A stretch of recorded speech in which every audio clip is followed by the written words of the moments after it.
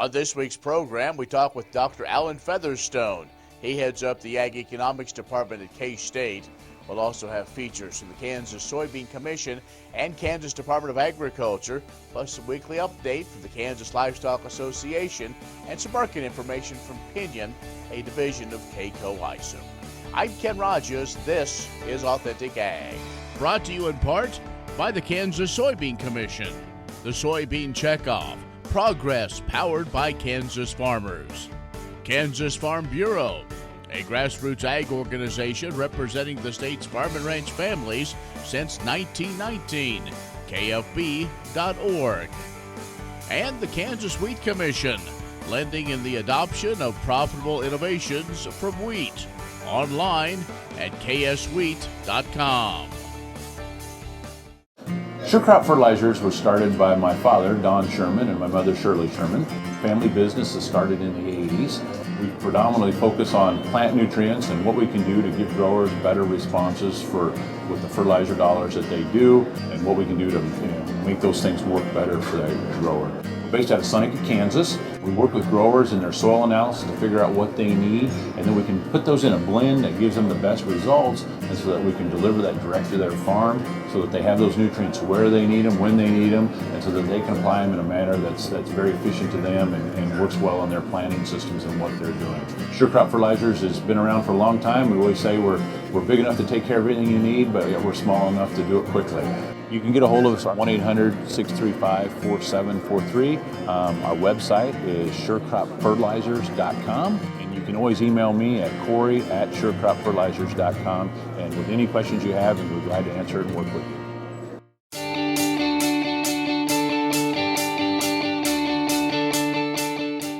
In agricultural news from agview.net, a proposal from the EPA would streamline the regulation of certain plant-incorporated protectants. The proposal allows biotech crops containing pesticide traits to be exempt from select regulation if they meet criteria of reporting requirements. Specifically, the EPA proposes exemptions under the Federal Insecticide, Fungicide, and Rodenticide Act and the Federal Food, Drug, and Cosmetic Act for certain plant-incorporated protectants created through the use of biotechnology. The agency has preliminarily determined that the substances meeting the exemption criteria have no risks of concerns to humans or the environment. Now, under this proposed exemption, the EPA would require developers of the biotech crops to submit either a self-determination letter or request for the EPA confirmation that their product meets the exemption criteria. EPA Administrator Andrew Wheeler said the new rule will provide critical new tools for America's farmers as they work to increase agricultural productivity. The proposal, part of President Trump's executive order for modernizing the regulatory framework for agricultural biotechnology products. Well, USDA has also posted a final rule in the Federal Register implementing mandatory changes to farm program eligibility and payment limitations that was outlined in the 2018 Farm Bill.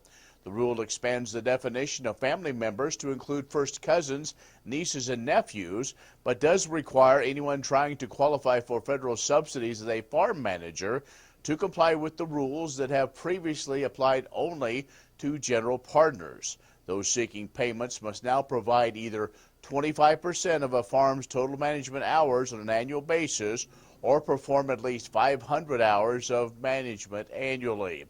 While this program has some potential to prevent some from exploiting the system by routing payments through relatives who are not active on the farm operation, it could also inhibit some smaller multi-generation farms who have too many active family members for any of them to meet the program requirements. You can find more on these and other stories at agview.net. Stay with us. More coming up.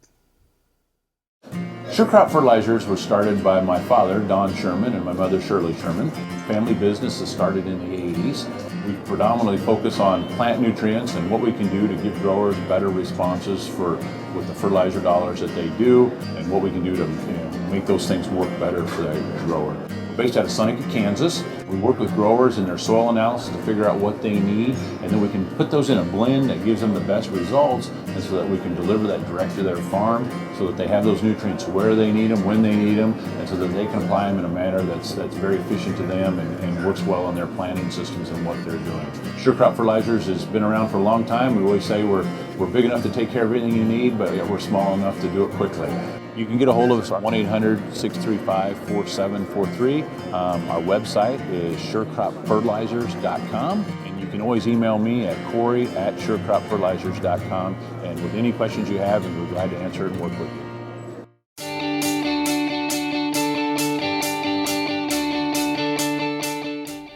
Steers and heifers owned by Arndt Farms near Emporia were the winners of the Grand Awards at the Flint Hills Beef Fest.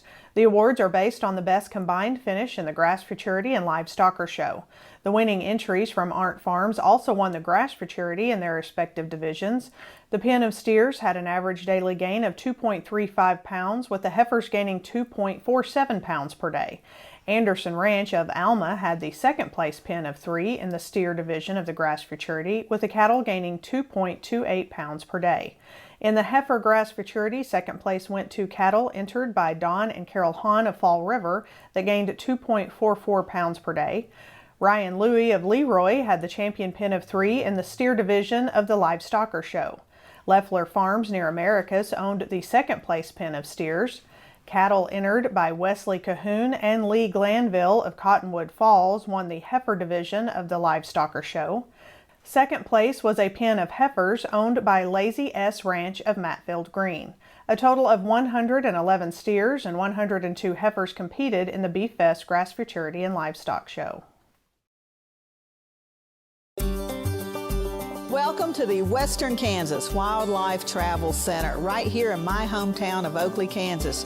We're the front door of Western Kansas, located on 3 main highways, I-70, US 83, and US 40. And all those roads lead to history, beautiful scenery, and adventure, no matter which direction you go.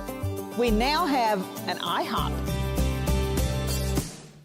That brand that you've trusted up and down the road in all your travels is staffed with local folks, real people just like you and me, and we're waiting on you to join us.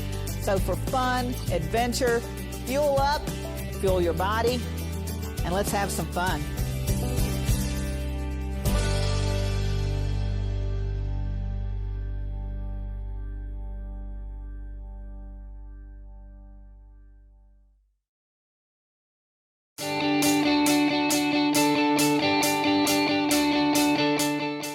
And our guest is Dr. Alan Featherstone, who is the Department Head of Agriculture Economics at Kansas State University.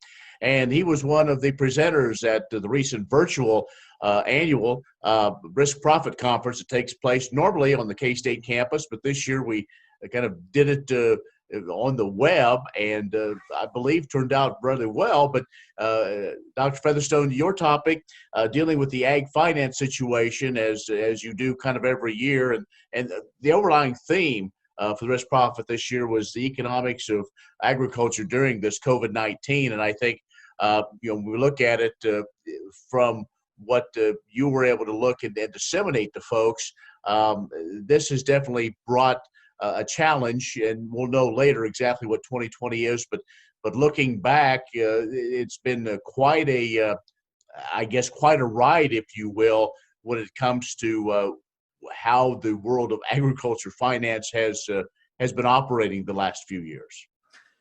Yes, it really has, Ken, been a roller coaster in terms of in 2014, we had net farm income of $138,000. 1 year later, it dropped to about 14,000. And then since 2015, we've been gradually going up in terms of our net farm income. We ended up in 2019 of 120,479. And so certainly the farm incomes have been up, then down, and then gradually increasing. But we did have a pretty good year in 2019, and certainly I think that will be helpful for producers as they look at struggling through 2020, and hopefully we'll see a better 2021.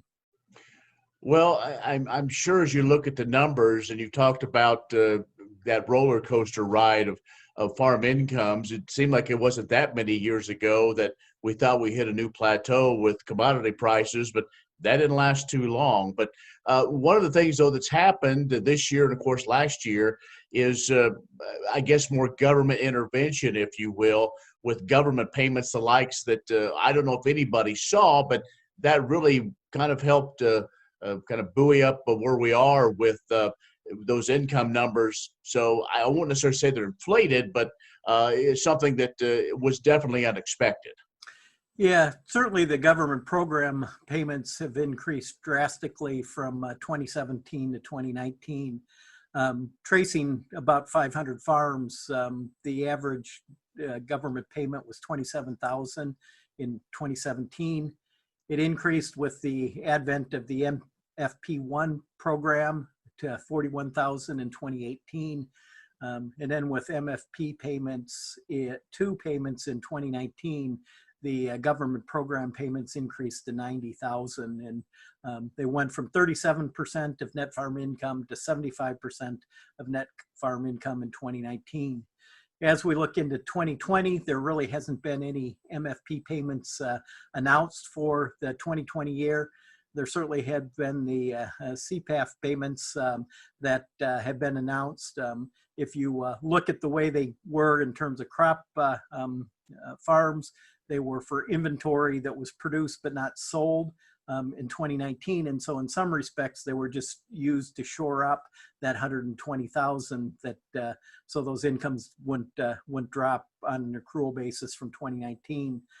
If you look at the livestock farms, essentially most of those payments ended on production through May or the middle of May. And so certainly the crop farms are exposed for the whole year, and the livestock farms are exposed for 2/3 of the year. And so there's just a lot of uncertainty in terms of where 2020 is going to be from where we were in 2019. Dr. Alan Featherstone is our guest. He is the department head of Ag Economics at K-State. Let's take a break, come back with more in just a moment. The Kansas Wheat Innovation Center in Manhattan is rediscovering ways to get improved varieties and new genetics in the hands of farmers faster. Grower-led and checkoff-funded research initiatives are bringing about positive change. This grassroots leadership provides a strong voice in Topeka and Washington, D.C. Now is the time to partner with Kansas Wheat in moving wheat forward. Kansas Wheat Commission and Kansas Association of Wheat Growers. Farmers investing in their future and yours. Log on to rediscoverwheat.org. Next time you see a beautiful field of corn, reach out and thank the farmers who work tirelessly to raise corn for livestock feed, renewable fuels, and exports to feed a growing world population. The farmers on the Kansas Corn Commission work for Kansas Corn with grower-funded checkoff dollars that support foreign and domestic market development, research, promotion, and education to expand opportunities for Kansas farmers. To learn more, visit kscorn.com. ValleyVet.com is your one-stop shop for your every animal need. From prescription meds, vaccines, equipment, and more for the ranch to the show ring. Shop ValleyVet.com for fast shipping and great prices. Valley Vet Supply.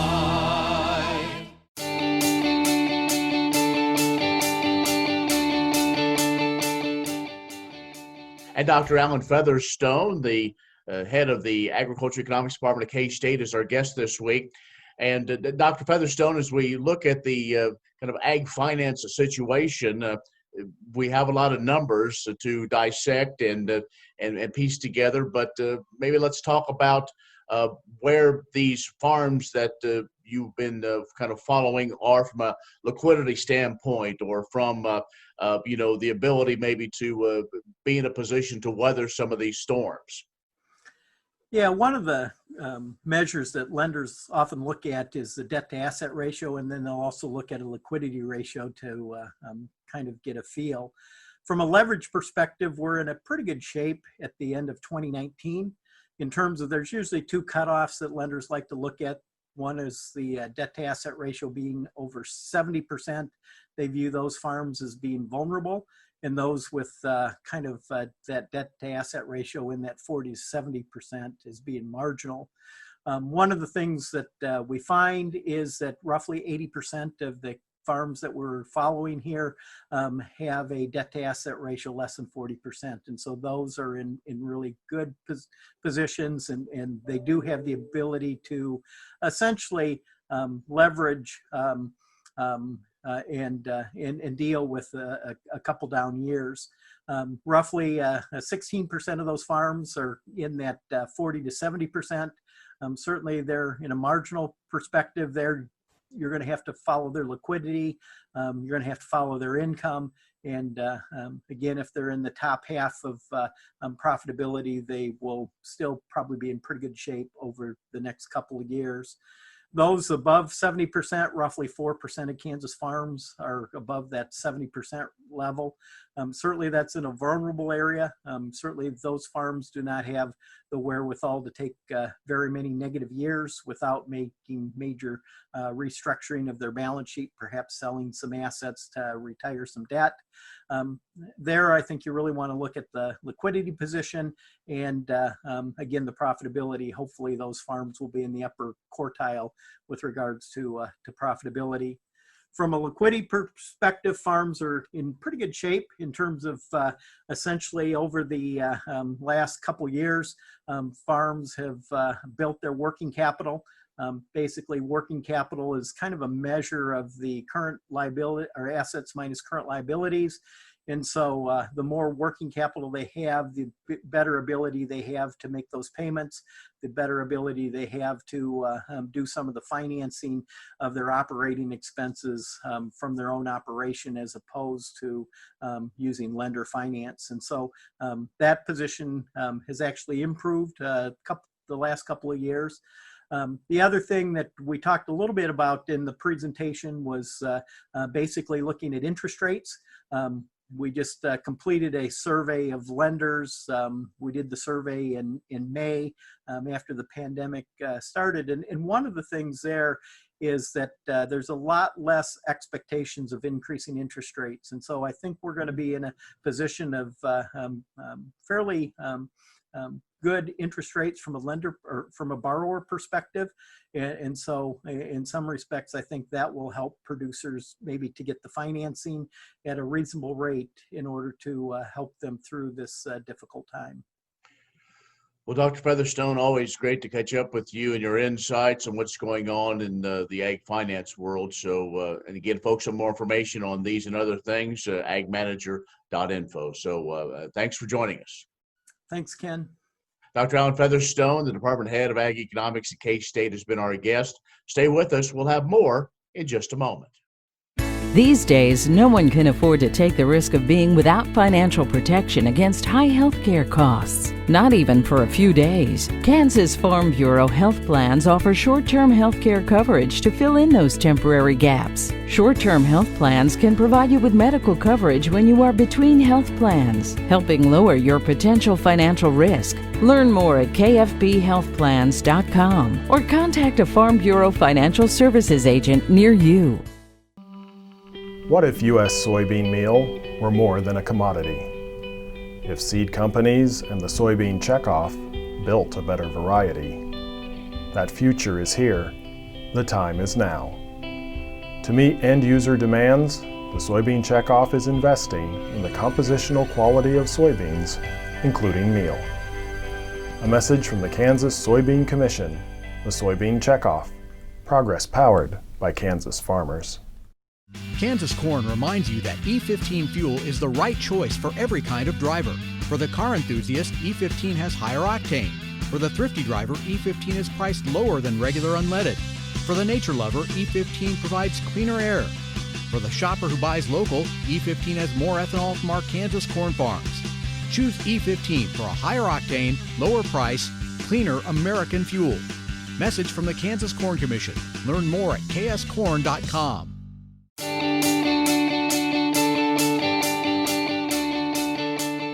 The U.S. biodiesel industry, an innovation started by the soybean checkoff, continues to expand with the increasing demand for sustainable energy. The variety of biodiesel blends available at the pump and the growing popularity of biodiesel used for bioheat brings more opportunity to farmers. Biodiesel is an important and valuable product for today's soybean farmers. In 2019, 57% of U.S. feedstock for biodiesel production was soybean oil. 1 bushel of soybeans produces about 1.5 gallons of biodiesel with 48 pounds of soybean meal byproduct. As biodiesel production increases, soybean meal prices decrease, creating a symbiotic relationship between biodiesel producers and animal agriculture. The benefits of biodiesel extend beyond animal ag. There are substantial positive impacts of biodiesel on the U.S. economy and environment. For every 1 unit of fossil energy used in producing biodiesel, 5.5 units of renewable energy are produced. Biodiesel supports 64,000 American jobs and reduces life cycle greenhouse gases by 86%. Bioheat is a cleaner burning alternative to heating oil made by blending biodiesel and ultra-low sulfur heating oil. United Soybean Board has partnered with Clean Cities Coalition initiatives that require use of bioheat blends in large cities like New York and Boston. This environmentally friendly heating alternative lowers emissions and has the potential to decrease the use of regular heating oil per household by 16 gallons every year, saving resources and money. For more information about bioheat, visit mybioheat.com. The Kansas Wheat Innovation Center in Manhattan is rediscovering ways to get improved varieties and new genetics in the hands of farmers faster. Grower-led and checkoff-funded research initiatives are bringing about positive change. This grassroots leadership provides a strong voice in Topeka and Washington, D.C. Now is the time to partner with Kansas Wheat in moving wheat forward. Kansas Wheat Commission and Kansas Association of Wheat Growers.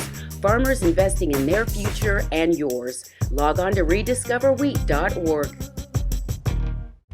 Many seed companies claim to offer the latest genetics, but how many have tested those genetics in soils just like yours? The Oldie Seed Know to Grow research program has fully tested the latest seed genetics in soils that are right in your neighborhood. The Oldie Seed Know to Grow program can recommend the best performing hybrids from technologies like Enlist, Extend, and Liberty Link that will optimize the yield and profit of every acre on your farm. Contact Oldie Seed today. At Farm Credit, we partner with America's farmers who work hard each and every day to grow the food that we all enjoy. It's not an easy task, but it's an important one. Farm Credit is proud to work with farmers and ranchers, lending support in rural America.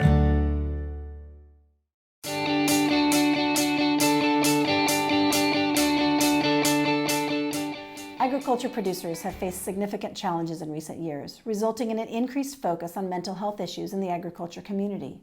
Over the last few months, the impact of the pandemic has only added to the fear and anxiety, with increased health concerns and threats to financial resources.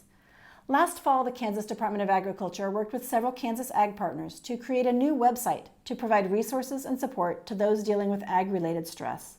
The website can be found at kansasagstress.org. This site serves as a clearinghouse for many services and resources that are currently available to address the challenges that Kansas farmers, ranchers, and their families face in today's ag industry. Over the last few months, we've added some resources specific to responding to the COVID-19 crisis, including how to locate options for teletherapy, which has expanded considerably as individuals need assistance they can access without in-person visits. KansasAgStress.org features local and national resources and support for issues ranging from stress management to financial and legal challenges, with sections to serve every member of the family, from teens to aging adults, and even from military veterans in agriculture. As more tools are developed and the needs of the ag community change, this website continues to be updated so it can serve as a hub of current information and resources. Don't overlook the importance of caring for your own health and wellness in this high-stress profession and in these challenging circumstances. Together with our partners, the Kansas Department of Agriculture has made it a priority to provide support and assistance to Kansans battling ag-related stress and mental health concerns. And we hope that this website at kansasagstress.org will be a positive resource for people struggling during difficult times. Grain sorghum is one of the most important cereal crops worldwide, and Kansas leads the nation in its production. Over the years, sorghum has been either exported, used in animal feed domestically, or for other industrial uses. Recently, its use in the ethanol market has seen tremendous growth, with 30% of domestic sorghum typically going to ethanol production. Kansas Grain Sorghum is committed to sorghum research, market development, and education. Learn more at ksgrainsorghum.org. ValleyVet.com is your one-stop shop for your every animal need. From prescription meds, vaccines, equipment, and more for the ranch to the show ring. Shop ValleyVet.com for fast shipping and great prices. Valley Vet Supply.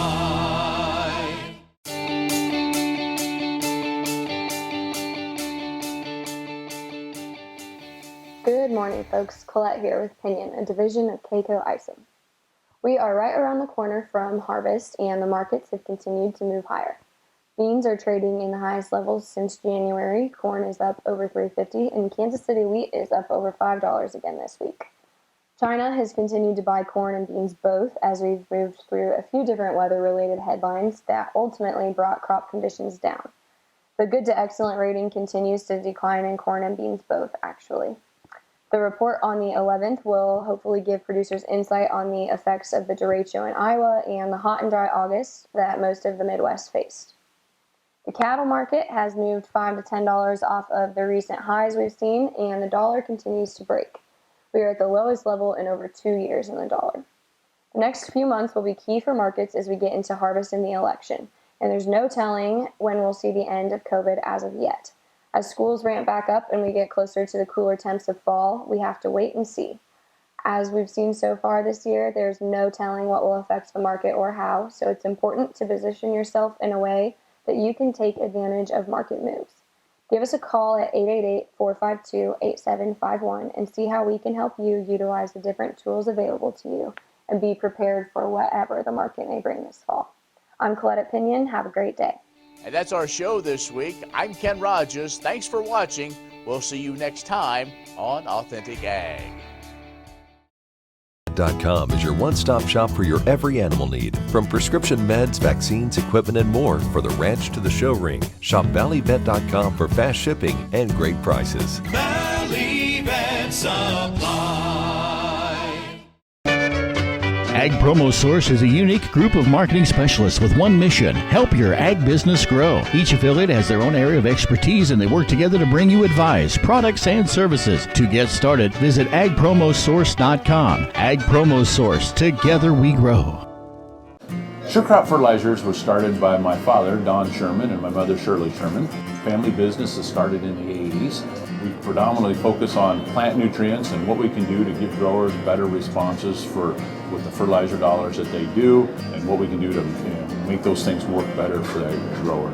We're based out of Seneca, Kansas. We work with growers in their soil analysis to figure out what they need, and then we can put those in a blend that gives them the best results, and so that we can deliver that direct to their farm so that they have those nutrients where they need them, when they need them, and so that they can apply them in a manner that's very efficient to them and works well in their planting systems and what they're doing. Sure Crop Fertilizers has been around for a long time. We always say we're big enough to take care of everything you need, but we're small enough to do it quickly. You can get a hold of us at 1-800-635-4743.